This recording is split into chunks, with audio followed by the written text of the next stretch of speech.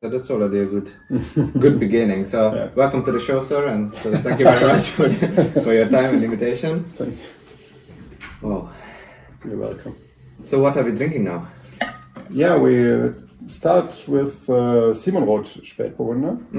Simonroth, you know, my winery is quite young still. It started in 97, my first vintage. My family has been grown wine since 600 years here, but my father was the member of the local cooperative, which is quite normal in Württemberg, as you know. Yeah. It's one of the reasons Württemberg is not very well known abroad, because most of the wine was produced and by cooperatives and drunken in the region. Very often quite perhaps simple wines. The last year's off-dry, Trollinger, and not. That was perhaps one of the reasons I didn't want to be a wine grower at first. It was for the family, and for me it was absolutely clear that I will be an architect. And I was already matriculated in the university. Okay. But then I changed my mind. Many reasons. I got in contact with good restaurant guys, sommeliers. I did my first wine tastings at the military service in Bavaria. I didn't know nothing, but it was enough for the Bavarian military guys. It was okay. And especially I had 1 year. Every second week I worked really with my father in the vineyards.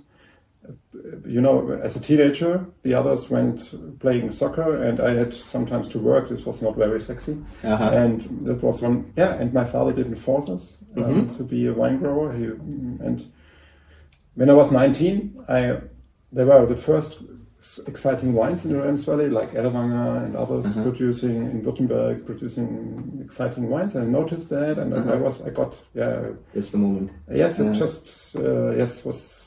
From one day after on the other, my stomach told me, okay, why not? Let's be.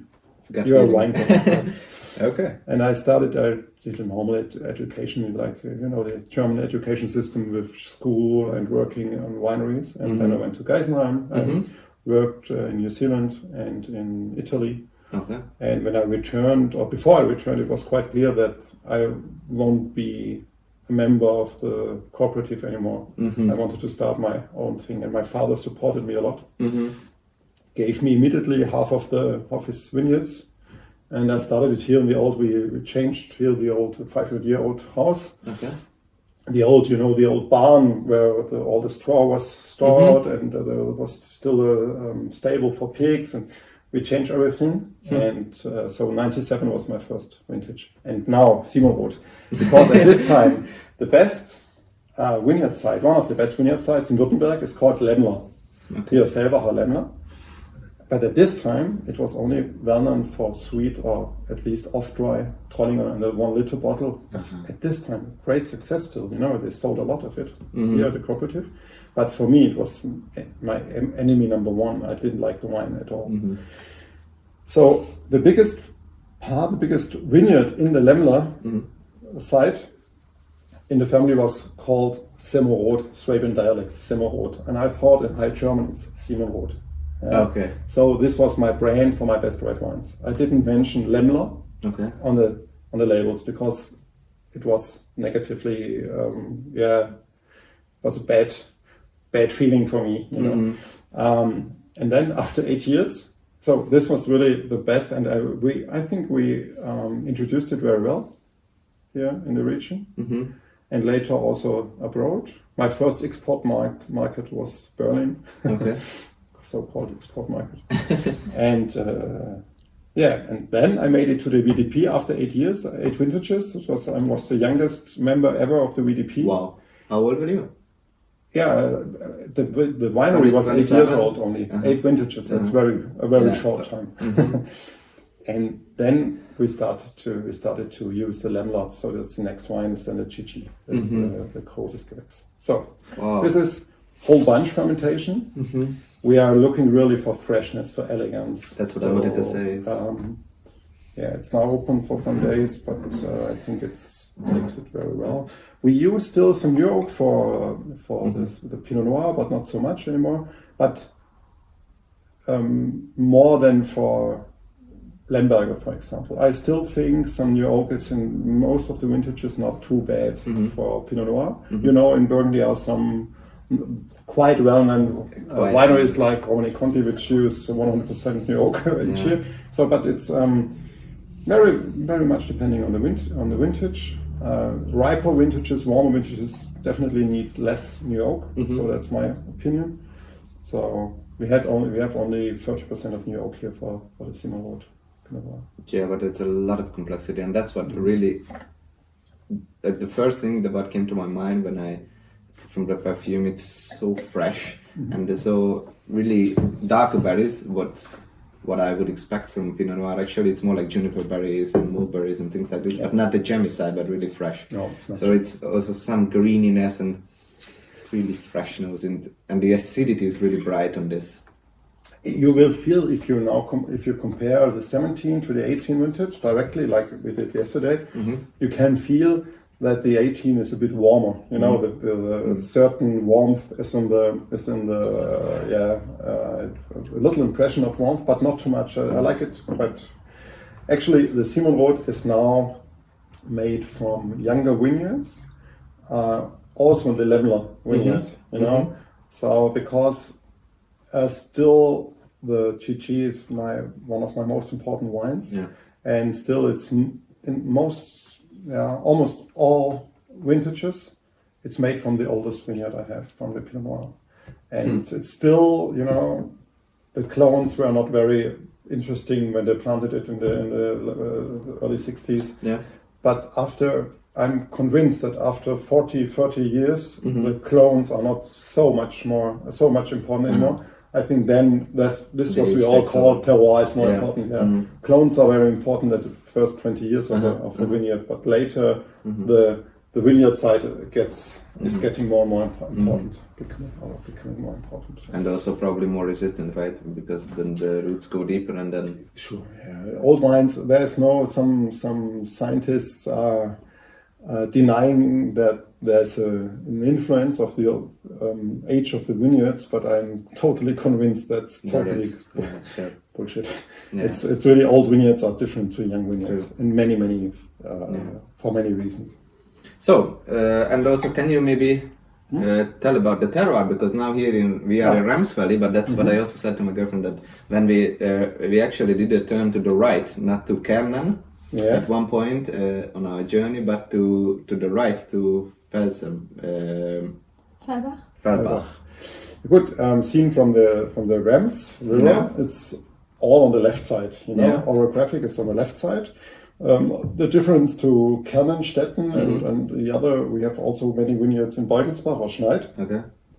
We are very close to Stuttgart. From our vineyards, we have a direct view to Stuttgart. We are closer to the city, which is still a bit warmer. The temperature differences are huge. Okay. We have, on the other hand, that's typical for the Rems Valley, we have a huge altitude difference. From Neckar River is 200 meters above sea level, and it goes up to 450 meters above sea level. That's a lot. And we have many different soils. Normally in the basic layers here are gypsum marl, very heavy soil, a lot of also high pH. Then we have the decomposed sandstones, like Schiffsandstein. Then we have the colored marl, you know, and this Pinot Noir, I think, is one of the highest Pinot Noir Grand Cru vineyards in Germany, because the upper part is on 410 meters above sea level. That's quite high compared to the Rhine Valley. Or if you go to the Ahr Valley, also it's 100 meters above sea level. That's low. It's very low. So in former times, the Rems Valley was considered as very cool, so it's difficult to getting the grapes ripe. Now, seen from now, it's more an advantage. You know, with more time. Sometimes it's not getting too quickly ripe, and we have also, because the slopes are very thermical. I'm till 2005 I was with paraglider also. So here the thermal conditions are very strong, and you have always the reason for some air, you know. It's always air coming up. It's not the air is not standing, so that's an advantage for us, because we have, as an organic grower, it's always good to have some air.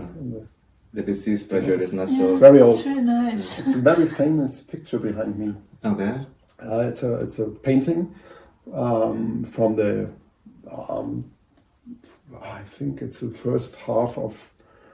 second half of the 19th century. It's typical for the people here. They're very Protestant, very religious, and some think that the success of here the region for all this Porsche and Mercedes and Bosch and so thing is because people are working hard. They have a certain mentality which is very strict, not very oriented. So it's not wine drinking, it's not hedonism, it's the opposite. It's pietism. Yeah. And this is a very famous. It's called as a lunch, like prayer for lunch or something. Yeah, it's a family sitting beyond a big tree, under a big tree, and praying. And it's a typical Swabian landscape. Can you see it in the video? It's the most. Can you show it? It's in the big museum in Stuttgart. It's one of the most sold postcards there. It's very, very well done. Yeah. Well, nice. This Pinot Noir is magical, to be honest. Yeah, and then we go to the GG. How quick to the GG already? Are we too quick? Wow. Wow. And it really deserves this Salte Burgundian gas. It's a bit better than okay. This one. So this is remember. So this is perhaps you wonder why I wear two different boots here. The reason is I haven't noticed. I had my first. some I wouldn't notice this somewhere else, but some are quite quick to notice these things. I had my first accident in this steep. It's a very steep vineyard, and I had a small tractor, and for spraying. I wanted to help my employees that we finish it, and I took the very old small tractor, and there was a problem while going down after 2 meters. I lost the speed gear, the speed box was something, and it was quite quick. Wow. And I broke my leg and my foot first time. So that's the reason I'm not really, but it will be good. When was it? Next summer. Huh? When was it? In June. Oh, this year? Yes. Wow. But it was, the ankle for the foot was totally both bones were broken. So and all the things around. So this is a big old thing. The crop is normally 25 hectoliters per hectare, and still, we do ferment all the vineyards for themselves. And then we decide, we put it in the barrels for themselves, and then we decide which will. The Simonroth could be also GG, from by law it's all the same vineyards, but we still separate it because still for me it's still more deepness, more depth, still a bit more expression than the younger vineyards. Wow, and it's also a bit silkier, I would say, but the tannins at the end is more gripping somehow. It has more layers somehow. But it's also a whole bunch fermentation. You feel it a little bit at the end. True. It's a bit when it's young, a bit greenish, a bit. But I like this. But it gets a lot of freshness, and we did it first time in 14. And there are some secrets about fermenting whole bunches, so you have to be very careful. But I think it's very exciting. And it's also spontaneous fermentation, unfiltered. Yeah, unfiltered is normally, it's quite normal. It's not an art because if you store the red wine so long, you don't have to filter them. Yeah, for good producers, it's not an art, but you know how the industry works. I think many producers are simply afraid. That's the reason they still do some things to their wines because they are afraid that something bad will happen. Yeah. And very often we also, the first years we didn't sulfur our simple Trollinger basic wine because it simply tastes better and it doesn't need sulfur for the first years. Yeah. But still, we sent to the US. We put some sulfur because we were afraid. Yeah. And then after 4 or 5 years, we tasted the 2 versions, and still the non-sulfured one was still fresher and better. So what's the reason to sulfur? For some wines, some other wines the big wines here, they got some sulfur because we really want that they age for a very long time. But only before bottling, right? Yes. Yeah. We don't need it before. But there is also, there are many ways leading to Rome. Yeah. There you will hear some opposite things from really good producers also. I know some colleagues who put sulfur much earlier than we do to the wine. So. But you also do open bed fermentation, right? Yes, sure.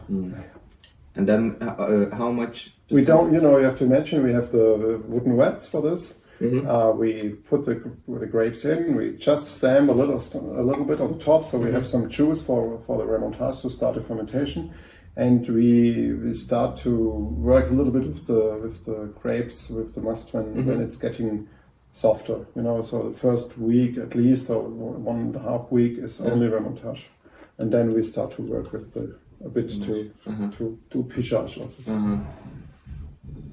Wow, what a beginning! And I wanted to start with the whites, but then I like the Burgundian way to taste. I like the reds first and then the whites. It's also refreshing. Wow! But every time I smell in it, I detect a different. Like now, I think almost more spiciness, like almost this anise, clove kind of. Nelke in Clove, English, clove, yeah. Also true. Wow, beautiful, no? But also, really, this altitude, I would say, it really helps with the refreshment, right? We are quite warm region, not as warm as like in Kaiserstuhl or so, but as I told you, the city is very. The influence of the big city is not. It's not small. On the other hand, if you go to Rems Valley, you have more influence of the forest. Okay.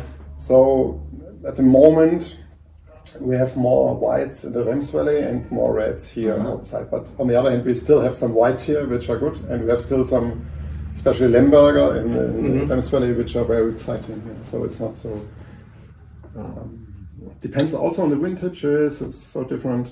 Always. And so 17 was also cooler here, right? 17 was a bit cooler, yes. We had the frost in April, but then there was a very quick development of the vegetation, and at the end it was not a very late vintage. Also 17 we started also very early, and I think 17 we finished with the last Riesling in end of October, but not later. Most of the vintage was done in middle of October. Wow, but the tannin structure is really interesting with this one. It starts a bit silkier, like a little smoother, and then it's kind of builds up and it coats the mouth. Yeah. And which barrels did you use for this, or how? We always, for the Pinot Noir, we use 300 liter barrels. As most of our barrels are 300 liter. And if you mean the coopers, I like very much Mercury at the moment. The special chalk oak with this the very light, not very strong toasting. And still we have a lot of boot in the cellar and Tanoso more for the whites, the big ones, the half-piece barrels, the big ones. I like Tanoso most. We still have Stockinger, we still have Rousseau, we have, but so the language, I call it the barrel language, is we develop it more in a certain style, and the amount of barrels which we simply try out is now very small. So I normally only buy 2 or 3 barrels which are new or to check. But we developed a certain style, and I want to support the style. And I want to have more old barrels. We don't buy. 10 years ago, I bought a lot of barrels, and this almost killed me. My financial status was a bit difficult because of barrels. But cost a little money. But now we are, especially for Lemberger. Lemberger doesn't like New York, not at all, and it likes also bigger vats like Tonneaus, and so we use a lot of Tonneau for the Lemberger.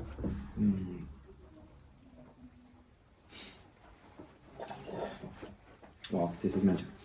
And can you talk about this Lämmler vineyard still a little bit? This is colored Marl mostly. And there's in the middle, there's one layer of decomposed sandstone. It's not so much, perhaps 1/4 of the vineyard. And it's steep, it's up to 70% of what do you call it? Decline. It's small. It's simply at this time they planted vineyards because very narrow, because they couldn't imagine that there will be a tractor to drive in the steep vineyard. So it was designed for rope work, with the rope to pull through. So we have only very special tractors to drive there, and we started to work with the rope again with old tools. It's quite funny because it's. We have many tools for organic work in the normal vineyards, but for the steep, small, narrow vineyards, it doesn't work, because if you work with machines beside the stems, it's the soil will fall a little bit to the normal row where we want to drive, but it's not good to drive on the soil, because if it's a bit wet, it's not good. So we develop it in a kind of almost 100% of handwork, because it's the best. And I'm thinking I don't want to pull it out, because it's simply so good. If we did, I think we will plant it very narrow, like in France, and we will really do it by hand. Very some 10 or 15,000 wines per hectare. So it's really designed and no trellis system really. So only that we will see. Okay, but it's a big GG, because you also have Riesling there, Grauburgunder. And the problem is, the law, the German wine law, especially in Württemberg, the Lämmler was put together from 20 different vineyard sites, small ones, and we are not allowed to use the names anymore. So it's all Lämmler, but it's so different. 100 meters of altitude difference. In France and Burgundy, they would laugh at us totally, but hey, this is one vineyard site, so big, but we are not allowed to use the small names. So Simonroth was also a small name. I'm also allowed to use it. I'm only allowed to use it because we changed it. So the whites are the Rieslings are at other parts of the mountain. The Lemberger is at other parts, and it's a bit complicated in Germany. We want to change it, but it will take some more time. So how big is it? How many? The Lämmler is some 65 hectares. 65? Yeah, quite big. Wow. Yeah. That is huge.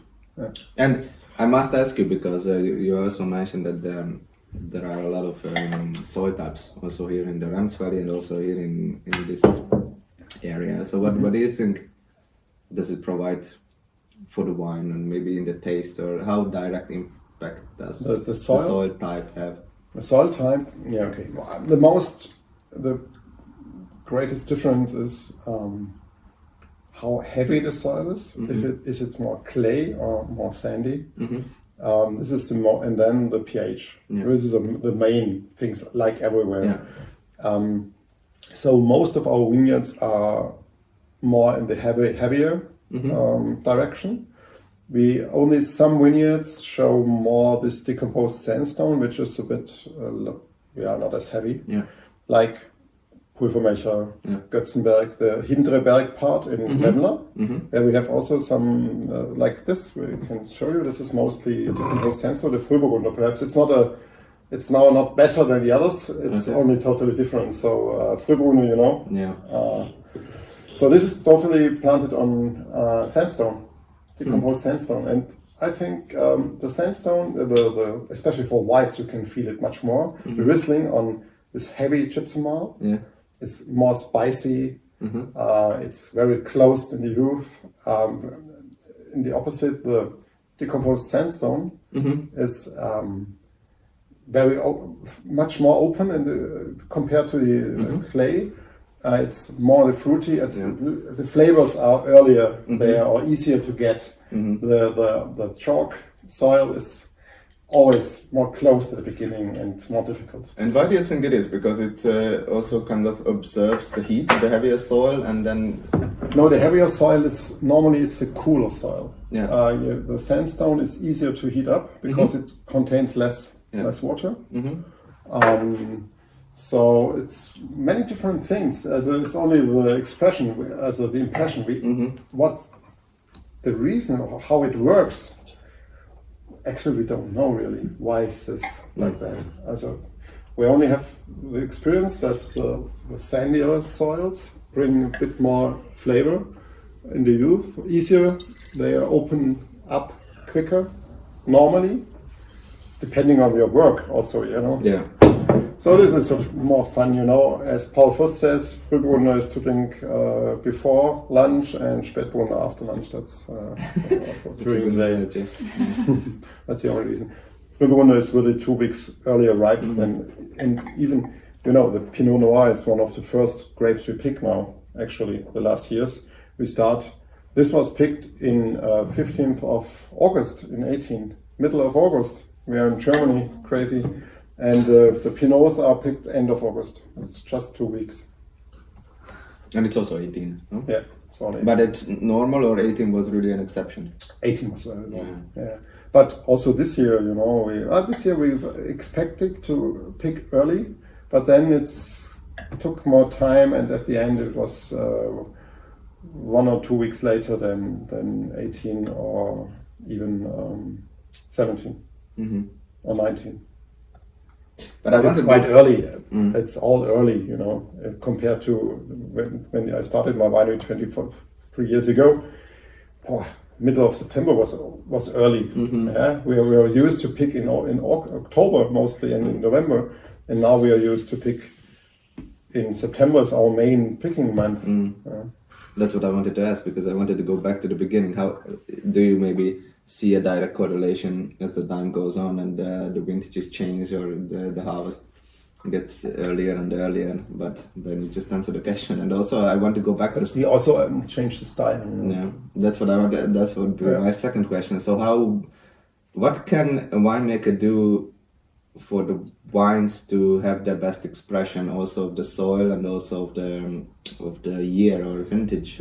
It's so much, You can start pruning. We are doing now the famous soft pruning very intensively. So we really pay attention to how the juice is running in the stems, in the shoots. Okay. You can make many mistakes. So that's the beginning. Then the whole work on the leaf canopy, as you know, we are thinking of each leaf we remove, because we don't want to remove too much. When we started a few 20 years ago, we removed around flowering. We removed a lot of the leaves because it was a good. The results were new and good for us. So the grapes were more loose. Yeah. If you do it at the right time, the flowering is different. If you have a flowering in the shadow, So we reduced the crop much more. When I started the winery, my vineyards look totally different to the others. Now most of the wineries are close to me here in Germany, as in Württemberg, in Fellbach. The quality level of vineyard work increased a lot the last 20 years. So my vineyards were totally different to the others 23 years ago. Now sometimes it's difficult to find because the others also improved a lot. That's a good development. I'm still dreaming of a totally organic Kappelberg. This is our mountain here with the different vineyard sites. So it could be the first totally organically grown mountain here in Württemberg. Okay, but your question was different. No, but what can you do really as a winemaker? Just maybe also in the wine garden. Yes. But you said. And then the state of picking is so important to check. For Pinot Noir, if you have a very small crop, it's really the most stressing thing for me is to find out the right picking date. And we have some different as I told you, the altitude difference is huge. Then we have different clones still. Yeah. We have a lot of Sélection Marsal, but we have also Swiss clones. Mm-hmm. We have old German clones, new German clones, and they are different. So we try out, and still the mix is also interesting. You know, if you have one vineyard site, very often we have two soils in one vineyard. Mm-hmm. And we still pick them together because it's the same vineyard, because I don't want to have them separate. I don't think it's better to separate everything. Mm-hmm. You learn a lot, but it belongs also to the vineyard. You know, it makes no sense in my Grand Cru vineyard to select the grapes from the sandstone in the middle, because the mix, the blend of is also giving the certain. If you talk of terroir, is also the difference which gives us terroir, not only this always the same thing. Yeah. There are, as you know, in Alsace there are many wine growers who will tell you, okay, terroir, then you have to plant always a blend of different grapes, because if you do only one grape, it's not terroir, it's grape. Yeah. It's a grape variety which which makes the most of the difference. It's funny that you say so, because I recently tasted some good Gemischtesatz, Wiener Gemischtesatz, and I think the old people already knew something, that you always have a very good complexity, but you can always make sure that you have good quality wine. Actually, if you have the right picking time, of course, it's more difficult. But it's a little bit like Sélection Marsal. You know, if you have Sélection Marsal, you have also. The truth is, you have very different clone material.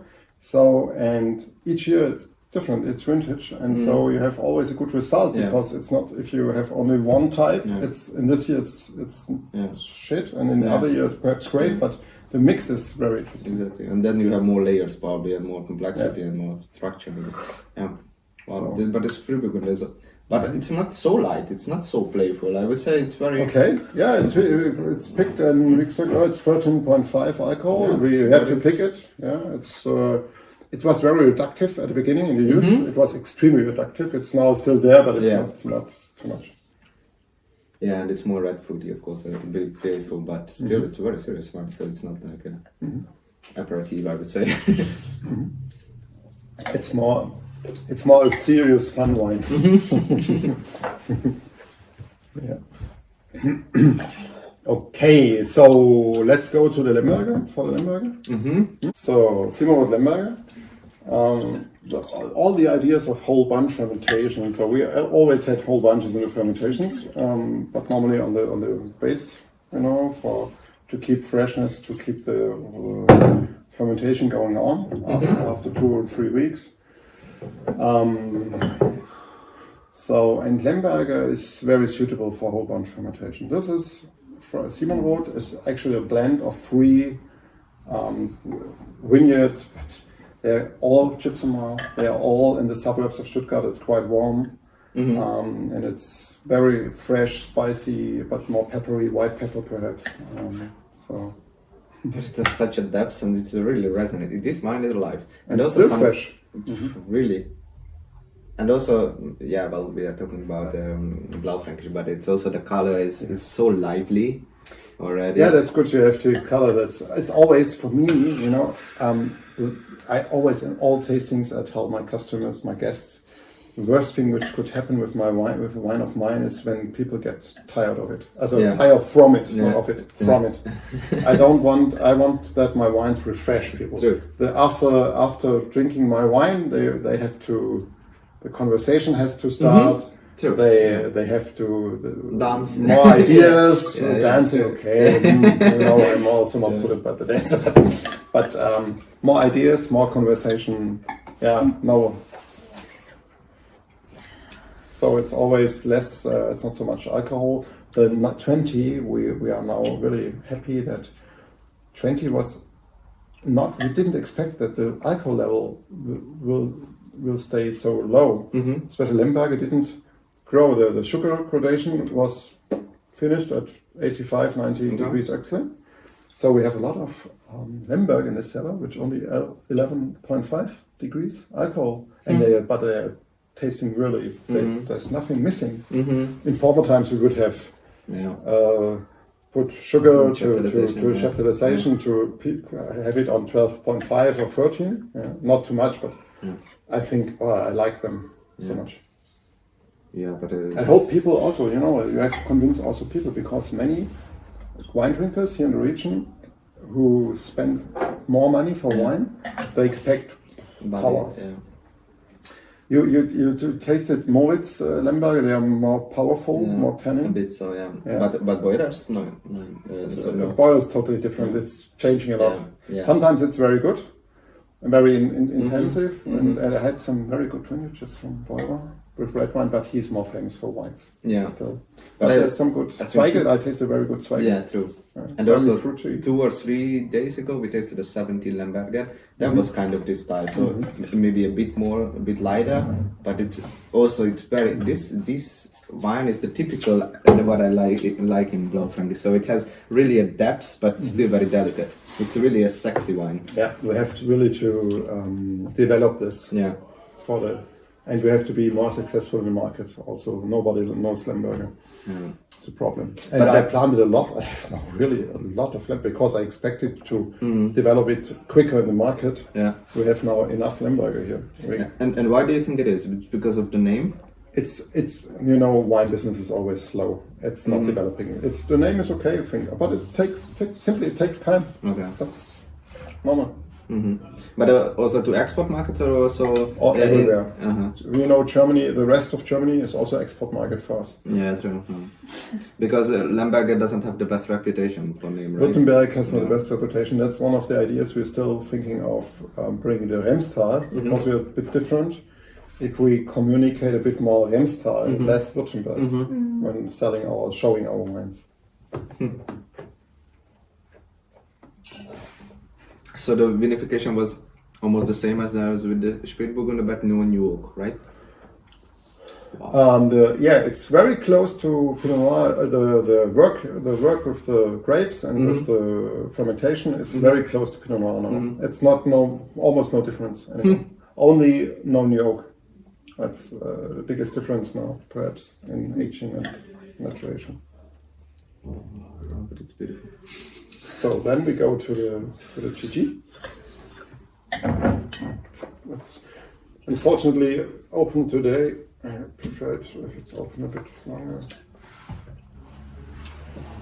Normally we should taste some, focus on one grape and taste some vintages. That's always also interesting, not all. Yeah. But at the first impression we have to taste many wines, not only one grape. GG. Also a bit more reductive than the Simonroth.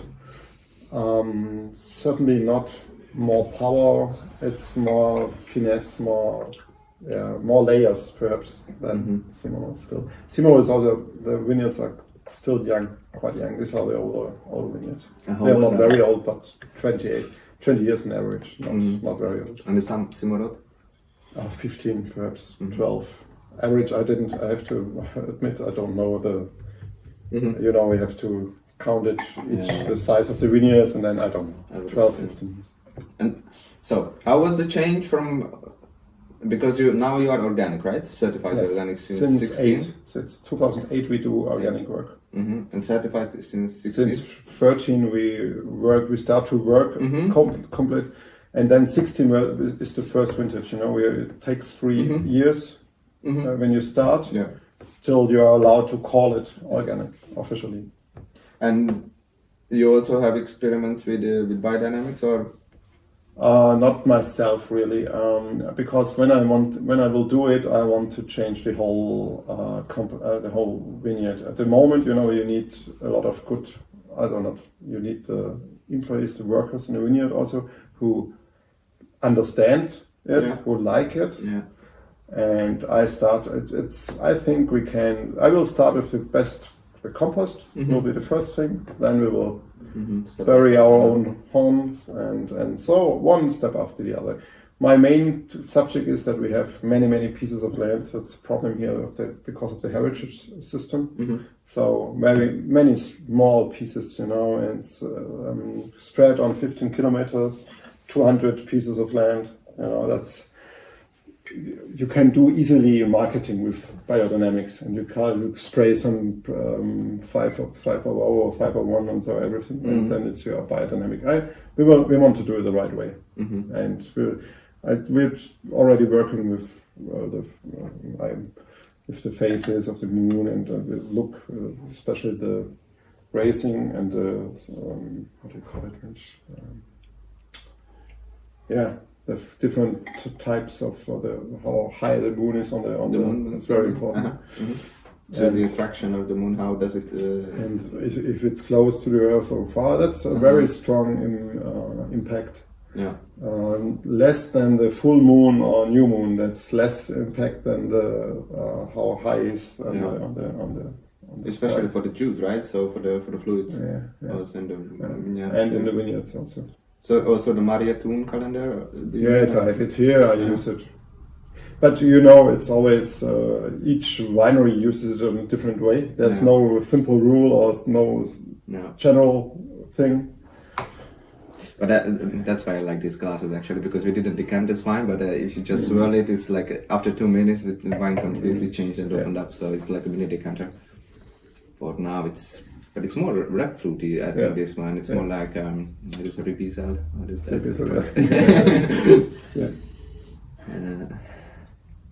But we got some 97 points, decanter, 95 sucking. Wow. Stefan Reiner Park, I don't know, 93, 94. I'm quite happy that they react on this type of wine in this way. Because it's not a blockbuster, it's not mainstream. It's not. But it has all the typicity of Rems Valley wine, I think, because then also with the Rieslings, I always taste like they have good acidity, high acidity, but also very ripe fruit profile, and that's, I think, very unique in this region. But it's also it's also in the reds, and it's not overwhelmed with the winemaking. So, wow. No, good. It's also Lemberger, but it's ripening 2 or 3 weeks later than Pinot Noir. Yeah. So it's for us now. It's great to have the time here because it's already cooler outside. It's not as for Pinot Noir. We have to pick today. Tomorrow it's too late. Yeah. Here it's a bit more. It's a bit smoother. It's not so hectic. Wow. So. How is the 19 vintage and 20 vintage? So what will we see in the 19 is great, especially for whites, but also for it will meet our style very well. 19 also for reds. I'm totally convinced about the reds. And 20 is again. It sounds so stupid, but it's really, we didn't have any bad vintage the last years. They're a bit different, but. Yeah. We have 19, we had a good freshness. We had a hot summer but some rainfalls at the end. So we have still the typical, what we like, the German things, it's freshness and fruit and not only tannin power and alcohol power. And 20 is almost the same. 20 at the end, as I told you, we didn't have a quick. At the beginning, we were quite quick because Pinot Noirs they wanted to go up for a higher alcohol level, and we got it. But then it was Riesling, Lemberger. They just stuck at a certain level of sugar gradation, which was great. So we were able to pick quite slowly, quite normal. We did pick then because the structure of the skin of the grapes was then ripe after such a hot summer again. You notice that the skin is if you have a hot summer and then you have some rain in autumn, the skin is ripe, and so each year I learned a lot that the skin is very important also for grapes. Not only seeds or taste or sugar or acidity, but the structure or the condition, the shape of the skin is very, very important. But do you mean the thickness, or? Yeah, thickness, but also, you can have a thick skin in some years, but in some hot years you have thick skins, but they are still easy to destroy because if they, you have a thick skin with a certain size, then there's some water coming, and then some grapes grapevines try to, they want to grow the berries, put some, like the juice go into the berries and they want to grow, but it's not possible, and so we have small damages, and so all the thick skin makes no sense. 2006 was a very good example. We had this wonderful summer with the World Championship in Germany, and after World Championships there was some rain, and the Riesling, they looked great. From one day to the other, we lost a lot of Riesling because the berries got a lot of, the skin was dead. So these are some experiences from very different vintages. So this year I was very much afraid that the skins will lose. And you find very often some red berries, and we have a wonderful ripe grape, especially for Lemberger. Then it looks like you have the little fly, the Suzuki fly, but it's not a fly. They simply use the connection to the stems, the berries lose the connection to the stems and because of that got sour because it's infected, and this is a specialty of the last vintages that we have to be careful with that. But how can you defend the wines from that? Can you? Actually? No, but you can see, okay, it's starting to get this, it's now ripe, the skin will not any longer be stable. So you go outside every day and make sure that... We pick, when we once have started vintage, normally we just pick, we have 25 hectares to pick and a good group, but the good thing is we have different grapes, so we can start with the Pinots and we can end up with the Riesling and with the Lemberger and Cabernet. So, but normally it's always only a question if you once have started, then you have to decide, okay, it's first this vineyard of Sauvignon Blanc and then we go to the Merlot or what we also have on Trollinger, and at the end, okay, it's always the same. And if with some experience now, you exactly know you don't have to go to this Riesling vineyard now 2 weeks before because it's okay. But as I told you, 200 pieces of land is not so easy to control always. So how are the price differences between them? Like Abhof? Do you mean the Simonroth and the GG? So the Simonroth Lemberger is Simonroth Lemberger is 21 euro up from Exceller, and the GG is 42, and the Simonroth Spätburgunder is 32 euro and 52 for the GG. So 50 is still one of perhaps the most expensive wine in Württemberg, the Spätburgunder.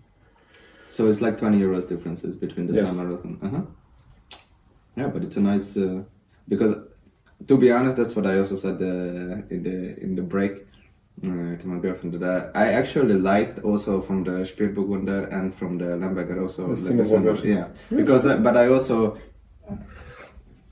unfortunately I didn't drink that much Burgundy as I love to, but I also who does but I always like more the Côte de Nuit style, to be honest. It's a more animalistic and it's a more like kind of dirtier kind of this kind of side, and not so smooth, not so silkier maybe than the Côte d'Or. And I think that would be in my book, or in my head, that would be kind of the